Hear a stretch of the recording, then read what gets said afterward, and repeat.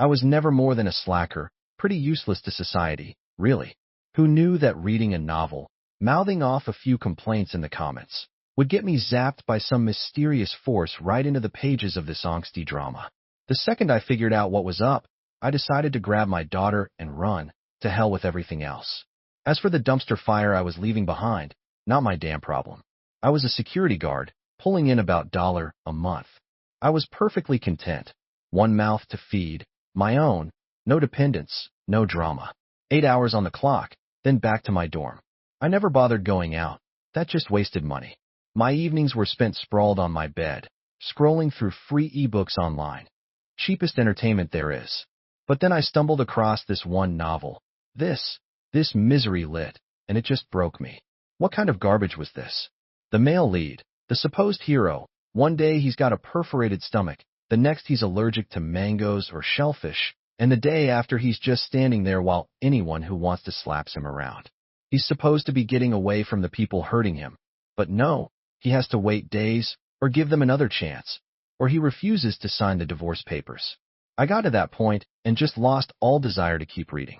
It wasn't that I didn't want to subject myself to more trash. I had plenty of time, hours logged reading.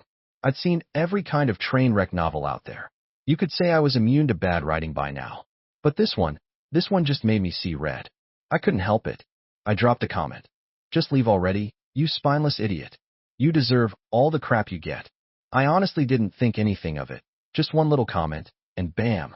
Some mysterious force sucked me into the book. Suddenly, I was the male lead. I don't even know where to begin with this mess. I've already stopped trying to figure out why I'm here. Luckily, the plot hadn't gotten to the part where I get systematically destroyed yet. I just arrived.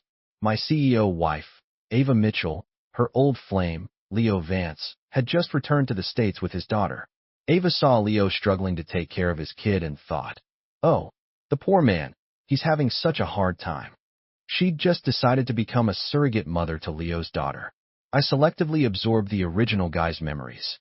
He was an orphan from some small town, worked his way through college as a server at a hotel. The beautiful CEO, Ava Mitchell, someone slipped her something at a party. The original me happened to be delivering something to her room, and she forced herself on him. One night stand, and boom, Ava was pregnant. After that, Ava did the responsible thing and married him, signed the papers. Post-wedding, the original me just stayed in Ava's house, quietly taking care of her, raising their daughter, Daisy, occasionally even playing assistant for Ava at her company. Only Ava never publicly acknowledged him as her husband, and she wouldn't even let Daisy call her mom. That's the gist of it. As ridiculous as it sounds, that's the author's setup. Nothing I can do to change that. But what happens next? That's my call. I was planning my escape. To escape, you need money. I looked around the penthouse at all the designer furniture, Ava's collection of luxury bags and accessories, and a satisfied grin spread across my face. It'd be a crime not to take it, right? We were legally married. She couldn't report me for theft without looking like a fool. And besides, she was loaded. Ava was busy with company stuff, plus helping her old flame with his kid. She wouldn't be paying me any attention. Daisy was at preschool. I immediately contacted a high-end consignment dealer, told them to come over and clear the place out. I didn't care too much about the price. My only demand was that they be quick. The dealer showed up fast. I urged them to hurry. Anything sellable, I sold. Sofa, TV, beds, even the fancy china in the kitchen. Nothing was spared. When people asked why I was selling everything, I just told them I had terminal cancer and needed money for treatment. They'd give me these pitying looks and stop asking questions. Even the building's security knew. In the end, the dealer gave me over $1. I knew the stuff was worth more, even secondhand, but what did I care? They paid cash, fast. A guy making $1 a month had never seen that much money in his life. I was content. It was basically enough to live on until I died. I happily went to the bank, changed all my PINs and online banking passwords, just in case Ava got any funny ideas about dipping into my newfound fortune. I also withdrew a good chunk of cash for the road. You never know what might happen, better safe than sorry. After all that, I should have just hit the road, but then I thought of Daisy, my daughter. She was this year. I decided to swing by the preschool. If Daisy seemed okay, if I felt a connection, I wasn't opposed to taking her with me. After all, I'd wanted a companion for years. In my old life, I was an orphan, no ties, no one to miss me. I'd lived alone for so many years, I actually craved having someone to talk to. Besides, Daisy really relied on her dad, the original me. If I left her, I couldn't imagine what her life would be like. I got to the preschool before pickup time. I went straight to her teacher and said I was taking Daisy on a trip. The teacher bought it. She brought Daisy out, then went back inside. One look at Daisy, and I was smitten. She was adorable. Everything about her just clicked with me. Taking this cute kid on the run? Definitely worth it. Daisy saw me and ran, throwing herself into my arms. Daddy, you're here to pick me up. Why so early today? Looking at her cute face, smelling the faint sweet scent of her hair, I was thoroughly pleased. Daddy's going back to his hometown for a bit, Daisy. Want to come with? When Daisy heard hometown, her eyes lit up. Yes. I've never been to your hometown, Daddy. When are we going? Is Mommy coming with us? I said, we can leave right now. Your mom's busy with work, so she can't make it. Daisy hadn't completely given up on Ava yet. Ava was her biological mother, after all. Even though Ava didn't let her say Mommy, Daisy knew the truth. No one could change that. Ava hadn't started hurting Daisy yet, favoring Leo's daughter over her. I had to lie to slowly ease her into a life without Ava. I took Daisy straight to the station and bought tickets for an Amtrak train heading toward my old region. Daisy's withdrawal papers from preschool? Why bother with that crap? I left without them, didn't I? Divorce papers? Why would I get divorced? Maybe when Daisy grew up, she could still inherit some of Ava's fortune. Resignation letter? Wasn't that just pointless bureaucracy? I barely made anything working for her anyway. Did I really need to file paperwork for that? I had $250,000 in my pocket. You think I cared about chump change? As for any other female CEOs or rich heiresses who might fall for me later, what did I care? That kind of attention only came after me, and Daisy suffered. Even if they did fall for me, I'd just be swapping one tormentor for another. Why would I put myself through that? I had a pile of cash. Living a carefree life with Daisy sounded a hell of a lot better, didn't it? Soon after we boarded the train, Daisy fell asleep. Just as I was about to doze off myself, my phone rang. I glanced at it. Ava. I answered, curious to hear what she'd say. The second the call connected, Ava's voice came through, sharp and demanding. Kevin, I need you to make some sliders and fries and bring them to my office. Leo's daughter, Mia, is craving them. Damn it. Ava, are you nuts? If she wants sliders, let her own damn father make them for her. I snapped and hung up. To avoid further disturbances, I turned off my phone. I didn't delete Ava's number, though. Might come in handy someday. Then I conked out. On the other end of the line, Ava was probably fuming. The me she knew had never defied her, let alone cursed at her. Ava was probably shouting, Kevin, you've got some nerve. How dare you hang up on me? How dare you call me nuts? Just wait till you get home. I'll deal with you then. Sitting across from Ava now, also her assistant, her old flame, Leo Vance, probably chimed in. What's wrong, Ava? Did you ask Kevin to make those sliders, and he refused? I didn't want him to, really. It's just that, Mia. She just got back to the country and hasn't had much of an appetite. You told me his sliders are really good. I didn't want to trouble him. It's all my fault, making you two fight because of me. Leo, holding his daughter's hand, looking at Ava with that perfect blend of self-reproach and helplessness that always got to people. And Ava, she always fell for it. Leo, it's not your fault. It's all Kevin. You don't cook, so what's the big deal about him making one dish? Take me out for a quick bite somewhere. I'm going home right now to sort Kevin out. He's really crossed the line this time. With that, Ava probably stormed off, not giving Leo or his daughter another thought, eager to come home and give me a piece of her mind. Ava got home quickly, but when she punched in the code, opened the door, and called out, Kevin, she was stunned by the sight. The sofa gone, the TV gone. She searched the entire apartment. No sign of me or Daisy. The beds were gone. Her designer bags and luxury items were gone. Even the damn dishes from the kitchen were gone. All that was left were her documents and clothes. Robbery? But that didn't make sense. Who steals everything these days? Confused, she went down to the building management to ask what was going on. The management knew the situation. Besides, I hadn't tried to hide it. They told her the man of the house had cancer, terminal, and he'd sold everything to pay for treatment. Ava was completely bewildered. She just called me, and I'd sounded perfectly healthy, full of energy, not like someone with cancer. But she couldn't say anything. She just thanked them and left. Next, she went to Daisy's preschool. The teacher told her Daisy's father had picked her up to go on a trip. Ava was furious. She called my phone repeatedly, but it was still off. I was sound asleep. Ava was out of options. She checked into a hotel. She sat on the hotel bed, numb. She couldn't understand why I would sell everything, why I would take Daisy on a trip. I used to tell her everything. Why was she completely in the dark about what I'd done today? She called me, and I dared to yell at her, dared to turn off my phone so she couldn't reach me. She could rack her brain all night and never guess that the Kevin she knew had been replaced. Just as she was mulling over these impossibilities, Leo called. Ava answered, distracted. What is it, Leo? Something wrong. Ava, it's about Mia. She needs to start preschool soon. I thought Daisy's school looked pretty good, but I just got back. I don't really know anyone, and I don't have much money for tuition right now. Could you help me out? Leo sounded a little desperate over the phone. That's a small thing, don't worry about it. I'll get Mia enrolled tomorrow. Anything else? Ava agreed without a second thought. No, nothing else.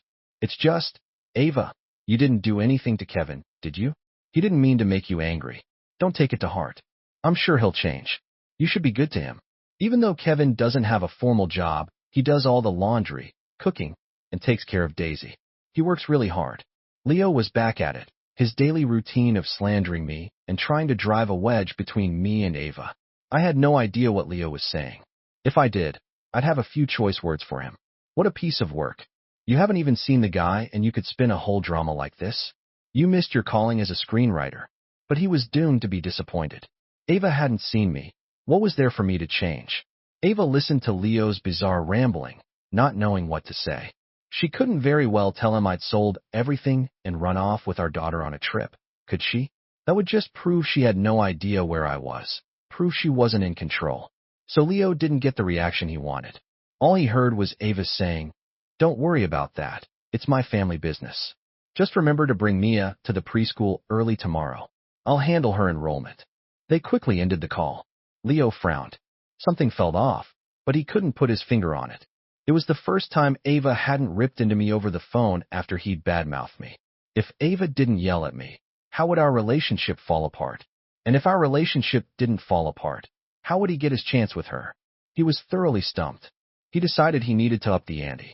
Ava put down her phone, gritted her teeth, and dialed my number again. Still no answer. She sent a barrage of threatening texts. Ava felt like I was slipping from her grasp.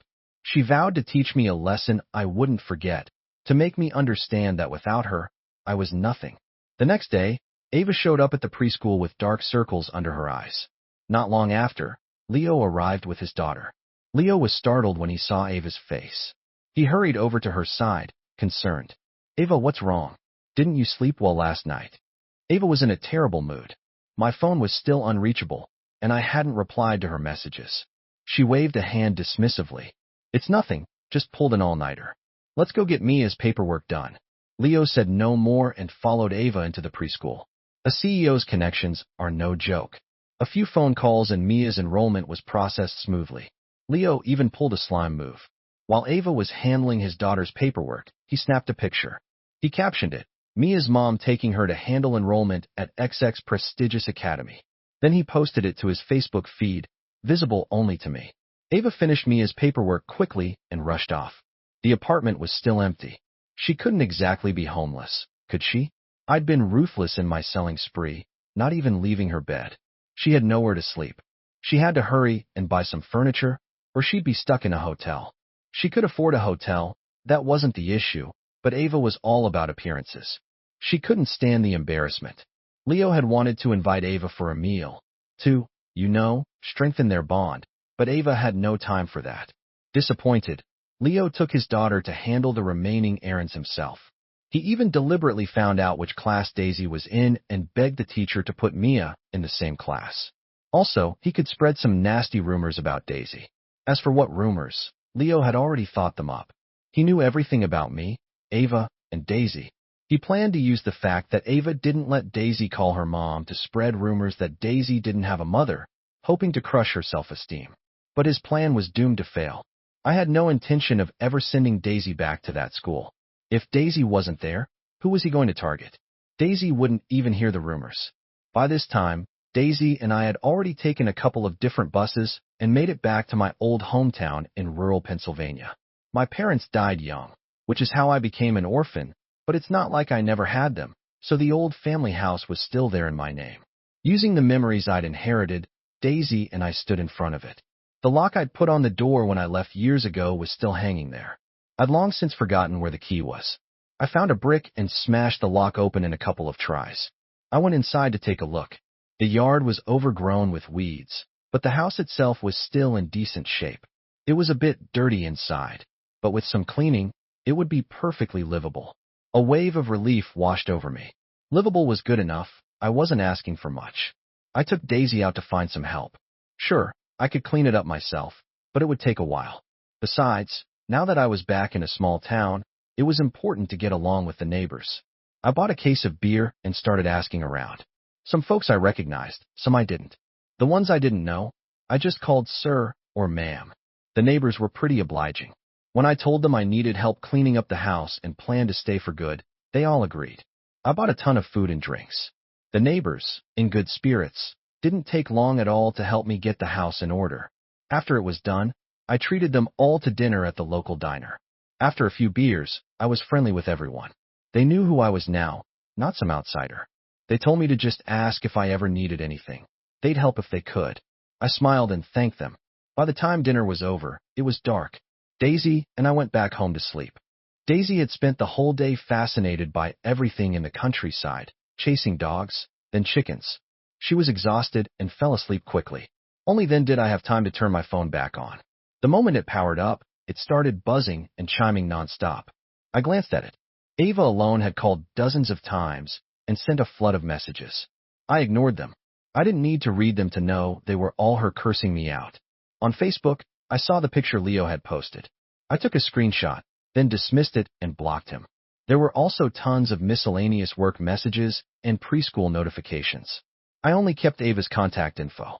Everyone else's numbers, work group chats, preschool groups, all deleted or exited. I kept Ava's number mainly in case Daisy needed something. Ava's calls. I'd answer if I felt like it. Ignore them if I didn't. Who was going to force me? As for getting revenge on Ava and Leo, I didn't see the point. I was just a poor kid. Whatever Ava's reasons, she at least fed and housed me for years, and she hadn't started abusing me because of Leo and Mia. Since I'd chosen to run, there was no need to hate her. Besides, I was just an ordinary guy. How could I possibly fight against someone as rich and powerful as Ava? Being here every day was a bonus. No need to make enemies. Leo? It's not that I looked down on him, but with his level of intelligence, without me and Daisy as a comparison, he'd probably managed to screw himself over. Otherwise, why would he come back to find Ava after all these years? He clearly hadn't made it big overseas and was back looking for Ava to bail him out. Just as I was lost in these thoughts, my phone rang again. It was Ava. Might as well see what she wanted. If she started yelling, I could always hang up. Yeah, Ava. Having finally gotten through, she was clearly afraid I'd hang up again. She softened her tone. Kevin, where are you? I can't find you. And why did you sell everything in the house? I needed to play it cool, so I started bullshitting. Oh, that? Daisy said she was bored just looking at me all day, and you never played with her. She wanted to go on a trip to clear her head. I wanted to take her on a nice trip too, but I didn't have any money, right? So I sold a few things, scraped together some cash, and took Daisy traveling. So when are you coming back? Ava asked quickly. No idea. Depends on Daisy's mood, I guess. I continued, making it up as I went. Well, come back soon. I'm not used to living in such a big house all by myself, Ava said, sounding a little down. Sure. With that, I hung up. Who was she kidding? Not used to it. More like not used to not having me around as her live-in maid, right? I didn't take her words seriously at all. I had no intention of going back. I'd been busy for days and was pretty tired, plus I was on my home turf. I slept soundly. Ava got to experience me hanging up on her yet again. She was angry again. When Daisy and I lived there, even if she wasn't overly fond of us, at least every time she came home it felt like a home. She had a husband, a daughter. When we were all there, the house was filled with a hum of life. I'd have dinner ready when she got back. Daisy, even though she couldn't call her mommy, would at least call her Auntie Ava when she came home. But now, thanks to my little escapade, Everything belonging to me and Daisy was gone. The furniture we'd used together was sold. There wasn't a single trace of our lives left in that house. Even though Ava had bought all new furniture and household items, she still felt incredibly lonely. Just then, Leo called. Ava answered listlessly. Hello. Ava. Mia. She suddenly got sick. Can you come over to my place and help take care of her? I don't have any experience. Leo said frantically over the phone. If she's sick, take her to the hospital. I don't have any experience either. I'm busy, gotta go. Ava shut him down. She was already annoyed that I and Daisy were gone. Leo bringing up his daughter just made her angrier. Your daughter's sick? Go to a hospital. I'm not a doctor. Besides, my own daughter isn't even here. Why would I care about some goddaughter I've known for days? Leo listened to the dial tone, completely stunned. His daughter wasn't actually sick. He just wanted an excuse to stir up trouble between Ava and Daisy. He never imagined Ava would refuse. He thought Ava was so eager to make Mia her goddaughter that her affection for him would naturally extend to his child. He played his trump card, faking his daughter's illness, and figured Ava would at least come check on them. This outcome was not what he wanted. If Ava really didn't care about him and his daughter anymore, what about his debts? It looked like he'd have to take a risk and use his position as Ava's assistant to embezzle company funds.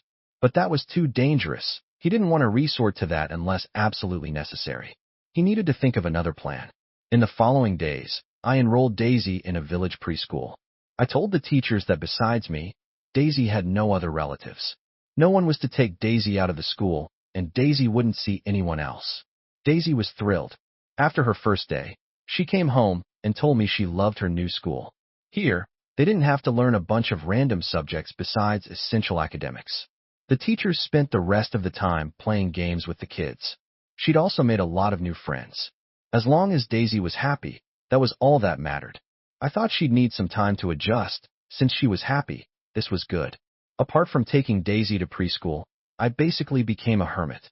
When the townsfolk asked if I didn't need to work, I told them I'd worked too hard over the years and ruined my health, so I couldn't do strenuous labor anymore. A joke. I was sitting on a pile of cash. Why would I need to work? Work for someone else? Not a chance. Working was exhausting. Wasn't just chilling out way better? Besides, as long as I wasn't an idiot, could I even spend all my money? Ava called me whenever she had time. If I was in a good mood, I'd answer and tell her where I was traveling. If I wasn't, I'd just ignore the call. The people in the village didn't have many ways to make money. Their main source of income was the fruit orchards covering the hillsides. Harvest season was approaching, but this year the buyer they'd arranged with had suddenly bailed. No explanation given. The villagers were all scrambling to find a way to sell their fruit. My neighbor, Mr. Henderson, came to find me. He figured that since I'd spent time in the big city and was a college graduate, I must have some ideas. I listened to Mr. Henderson's request and told him they could try live streaming to sell their fruit. As for the specifics, they'd have to figure out themselves. I wasn't going to manage it. I just offered ideas. How it turned out was their business. Mr. Henderson thought my idea was feasible and left my house in high spirits to discuss the details with the others. I enjoyed a few more peaceful days. I never would have imagined that one day Ava would show up in my old hometown with a posse. Hearing Ava yelling my name from outside the gate, I was completely dumbfounded. Later, I realized I knew nothing about how rich people operated. All this time I'd been giving Ava the runaround, not a single straight answer. She eventually figured something was fishy and used her connections to track me down. I hadn't exactly been trying to hide. Soon enough, she'd pinpointed my current location. Without me and Daisy there as a contrast, all of Leo's and his daughter's schemes fell flat. Ava wasn't a complete idiot. Watching their daily performances was making her increasingly uncomfortable. The more Mia acted up, the more Ava missed her own daughter. Daisy was never as demanding and clingy as Mia. She also knew Leo was embezzling company money, but it wasn't a huge amount, so Ava hadn't bothered to pursue it. The longer Daisy and I were gone, the more she missed us. I wouldn't even answer a video call. That finally made her realize something was seriously wrong. With her resources, finding me was a piece of cake, so she just showed up with her people. Only Leo and his daughter had tagged along. Opening the door? Not a chance. I scrambled up the ladder onto my roof. I stood there, looking down at the scene below. Holy crap, Ava brought several cars. She was banging on the gate, and a crowd of neighbors had gathered to watch the commotion. Leo looked up and spotted me first. Kevin, how could you? No way was I letting that bastard Leo speak. If he opened his mouth, I was guaranteed to suffer, no doubt about it. I quickly yelled, Leo Vance. I've already hidden myself away. Wouldn't it be better for you to just stay in New York City? Why chase me all the way out here? Since you won't leave me alone, then I won't be polite. Before Ava or Leo could say anything else, I shouted again, Mr. Henderson, and all you folks, you hold back the others and that son of a bitch who was just talking. I want you to beat the crap out of him. Break his legs, even better. I promise you, I'll help you live stream and sell your fruit. I guarantee I'll sell every last piece of fruit in this village. I knew asking them to rough someone up wasn't a big deal for country folk, but to get rid of Leo's meddling, I needed something drastic. Mr. Henderson and the others had tried live streaming, but it hadn't gone well. He'd been begging me for help, but I hadn't agreed. Today, I needed them to do me a favor, so I made them an offer. Kevin, are you serious? Mr. Henderson asked excitedly. He knew I was famously lazy. The fact that I was actually agreeing now was a bit hard for him to believe that T.O. believed. He needed confirmation. Absolutely. I guarantee it. I said, my voice firm. Then I'm relieved. All right, everyone, let's get this bastard. Mr. Henderson yelled, then motioned for the neighbors to get to work. Ava's people saw she wasn't saying anything, so they stayed out of it. Soon, Leo was beaten to a pulp, one of his legs clearly broken. Mr. Henderson, afraid they might actually kill him, told everyone to stop. I shouted again, Mr. Henderson, call an ambulance for him. Get him far away from here, and don't let him talk. I'll cover all the expenses. The neighbors quickly carried Leo off, his daughter crying and chasing after them. I was genuinely terrified of Leo speaking. I believe it if you told me his words could conjure demons or something. Better to get him out of sight before anything else. It all happened so fast. Ava hadn't even processed it before it was over. What surprised even her was that watching Leo get beaten, even seeing his leg broken, didn't stir much emotion in her. Right now, she only cared about Daisy and what I was thinking. Why had I lied to her? Where was Daisy? That was her main concern. Only then did I look at Ava. This was the first time I'd seen her in person. She was indeed breathtakingly beautiful. No wonder the original me had willingly stayed by her side for so many years without recognition or status. But I wasn't the original me. I looked at Ava and said, Ava Mitchell, what are you doing here? Hearing my tone, Ava immediately became agitated. You're my husband. Daisy is my daughter. What do you think I'm doing here? The neighbors gasped, hearing Ava's words. I had a wife this beautiful? They'd all assumed Daisy was adopted. The people Ava brought were also shocked. They knew me, knew I'd been Ava's assistant, but they never would have guessed I was their CEO's husband or that we had a child. I wasn't about to agree with her. I shot back. All these years, Ava Mitchell, have you ever once treated me like your husband? You wouldn't even let Daisy call you mommy. How dare you say Daisy is your daughter? Have you ever cared for her? Have you ever taken care of her? Don't you already have a daughter who calls you mommy? What are you doing here looking for us? The crowd below looked like they'd just stumbled upon some prime gossip. Ava hadn't expected me to air all this dirty laundry in public. Her confidence immediately deflated. I just saw Leo, a grown man, struggling to take care of his daughter, and I wanted to help him. As for your status and Daisy, I can fix that immediately. Just come home with me and Daisy. How could I possibly believe her? Ava, that's easy for you to say. Who was it that ditched me and Daisy on her birthday to rush off to the airport to pick up Leo Vance? Don't think I don't know Leo is your old flame. You're still hoping to get back together with him.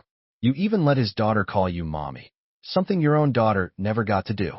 After all that, if Daisy and I didn't run, were we supposed to just sit around and wait for you to cheat on me? Ava became frantic. That's not true.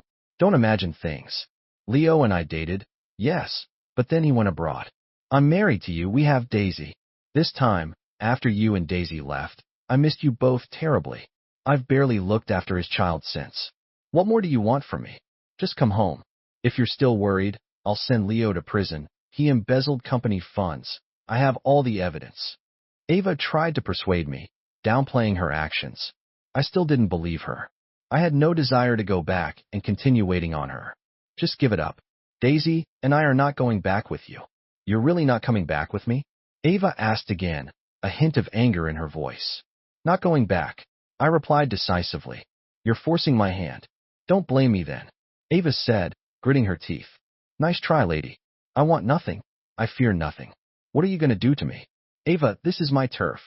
However, something completely unexpected happened. Ava, she played dirty. She went straight for the jugular, a full and personal attack.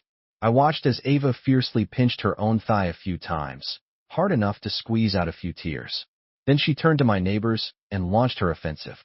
Boo-hoo. Uncles, aunties, sirs, ma'ams, I'm Kevin's wife.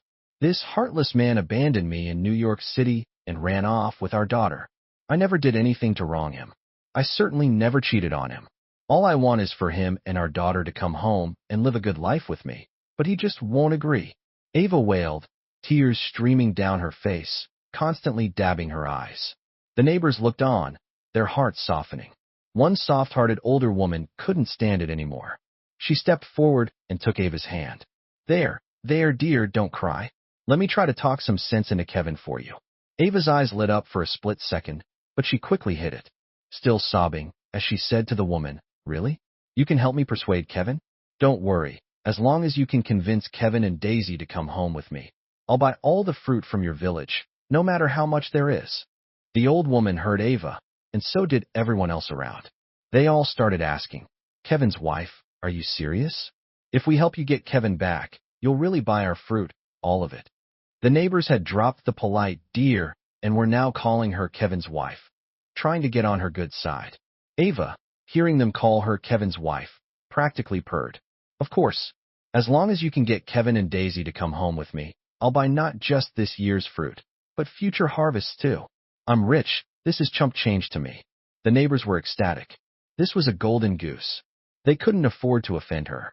They had to keep her happy, which meant I was about to get screwed. No wonder they used to call unworldly folks easily swayed. These people were easily bought. All right. A few promises, and they were completely won over. Kevin's wife, don't you worry. We'll definitely get Kevin and your daughter to go back with you. If we have to, we'll tie them up and send them back. That was Mr. Henderson. I was floored. Suddenly standing alone on the roof, I felt a profound sense of desolation. Oh, but these damn hicks were going to be the death of me. Kevin, son, we don't want to do this. We're all from the same village. You're our dear neighbor and you've helped us out a lot. But your wife's offer is just too good. Mr. Henderson began, his voice heavy with mock sorrow as he started negotiating with me. Kevin, you're just lazing around here in the village anyway. Why not go back to the city and laze around there? At least the beds in the city are more comfortable, right? What the hell, Mr. Henderson? I never knew you were this kind of person, capable of saying such cold, heartless things. Don't you have a conscience? But damn it, Mr. Henderson, you actually made a good point. For a moment, I was speechless. Ava and Mr. Henderson saw I wasn't saying anything. Just as Mr. Henderson was about to try persuading me further, Ava stopped him. Kevin, I can give you a chance. You don't have to come back. It just depends on whether you agree to my terms. Ava had gone to all this trouble just to get me and Daisy home. How could she possibly let me off the hook so easily? But what if? There's always a what if, isn't there? I looked at her expectantly. Are you serious? Ava smiled sweetly at me. I am. It just depends on whether you can seize the opportunity and whether you can endure it. My eyes lit up. Let's hear it. Ava said slowly. I'll have Mr. Henderson lock you in the house. No problem. Lazing around is lazing around no matter where. I wasn't bothered. I'll provide your food and drink. Food and drink are enough. What more could I ask for? Acceptable. I'll let you keep your phone. A phone is good. Food, drink, and a phone. I could lie around until the end of time. But I'll cut off your internet access. What the hell? That's brutal. That's like a death sentence. I can do the slacker life, but I need to be a happy slacker. Without internet, how would I kill time? Could I still be a happy slacker? Might as well just kill me now. Well, I've given you the chance. Do you want it? Ava delivered her ultimatum. No one can help me now. I had to temporarily resign myself to my fate and agree. Ava had the people she brought with her discuss the fruit purchasing deal with the easily swayed villagers. She came into my house and watched me pack. She clearly looked down on a place like this. Only when she saw I'd cleaned the house thoroughly did she refrain from saying anything, probably afraid of provoking me further. I finished packing quickly. There wasn't much to take. Where's Daisy? Ava asked, seeing I was done. Daisy's at preschool. We'll go pick her up now. I said, annoyed. I really didn't want to go back. I was scared. All right, let's go then, Ava said, turning to leave. I took one last look at my old house, shook my head, locked the door again, and reluctantly left. I picked Daisy up from preschool. When Daisy saw Ava was there too, she was very happy. Auntie Ava, you came to pick me up too? Perhaps Ava had genuinely learned to care for Daisy. She quickly bent down and hugged her. Daisy, from now on, you can call me Mommy. Mommy knows she was wrong. Daisy hadn't expected happiness to arrive so suddenly. She couldn't quite believe what Ava was saying. Really? Can I call you Mommy now? Really? Daisy, you're my own daughter. Of course you should call me Mommy. It was all Mommy's fault before. Mommy will change, Ava said, her eyes red, holding back tears. Daisy beamed. This was her lifelong dream. Mommy, Mommy, Mommy. Daisy kept calling Ava Mommy over and over, as if trying to make up for all the lost opportunities. Ava finally broke down, hugging Daisy and crying. Yes, yes, yes. Ava kept responding to Daisy. Watching them, mother and daughter, interacting like this, my own eyes grew a little misty. I rubbed my eyes, patted Ava on the back, then picked up Daisy. Let's go home. On the way, Daisy alternated between calling Mommy and Daddy, seemingly tireless. Ava and I responded to her every time. Daisy was probably terrified of losing one of us again. She didn't dare to sleep, just kept calling out. But Daisy was still so young. After a while, she finally succumbed to sleep, though she still held on to her mommy's hand with one hand and her daddy's with the other. Looking at the sleeping Daisy, then at Ava who couldn't stop her tears, I felt a pang in my heart. Daisy didn't ask for much. Why couldn't Ava and I give her that? What was I supposed to do? The driver made good time. Soon, we were back at our home in New York City. I carried the sleeping Daisy to her bed, making sure she was comfortable. I went to the living room. Ava was already there, waiting for me. I sat down, waiting for her to speak. Kevin, we need to have an honest talk, Ava began. I nodded, letting her continue. Ava said softly, Now, can you tell me why you sold everything in the house and left with Daisy? I want the truth. What else could it be? I said impatiently. Her asking such a stupid question just annoyed me. Look, you didn't care about me and Daisy, and that was fine. We were used to it. We all lived together. We still saw you every day. But the moment Leo Vance came back, you ditched us on Daisy's birthday to go pick him up. We didn't say anything. Then you let Leo's daughter call you Mommy, while still not letting Daisy call you that. You had another daughter, so you cared even less about us. What were we supposed to do but run? Were we supposed to stay and fight with Leo and his daughter for your affection? Daisy and I aren't that worthless. We're not going to fight for it. Can't we just leave? Seeing my agitation, Ava quickly said, That was all my fault. I admit it, and I apologize to you and Daisy. I will never do anything like that again. And after you left, I immediately realized that Daisy is our real daughter. I should be good to Daisy. Besides, Daisy is so well-behaved, while Mia just clings to me all day demanding things. She drives me crazy. I also realized that Leo has changed. He's not the person he used to be. He even embezzled money from my company. I didn't want to hear it. Being good to someone isn't about words, it's about actions. What are you actually going to do? Ava thought for a moment. I'll pick Daisy up from preschool every day. In the evenings, I'll play with her, read her stories, draw with her. On weekends, I'll take her to amusement parks. I'll start with that. If I think of more later, I'll add it. Hearing that, I was somewhat satisfied, but I was still a little uneasy. What about Leo and his daughter? How are you going to deal with them? Ava gritted her teeth, as if making a monumental decision. I won't see them again. I'll hand over the evidence of Leo embezzling company funds to the police once he's recovered. Let him go to jail. As for his daughter, let the police handle her too. Whether she goes to relatives or a foster home, I won't be involved anymore. What do you think of that? I was afraid of more surprises. Then you need to write a guarantee, and Leo's leg, don't let it heal properly. He needs to be disabled, at least enough so he can't run. I'm worried he'll try to escape prison. That kind of thing isn't too difficult for you, is it? Fine, I can agree to all of that, Ava said readily. I don't care what you say, I need to see what you do, I said, not easily convinced. Also, from now on, I'm not cooking or doing housework anymore. I might not even go out to work again. Do you agree to that? Ava smiled. I'll make sure you're satisfied. You don't have to cook or do chores. Do it if you feel like it, Don't if you don't. And you don't have to work.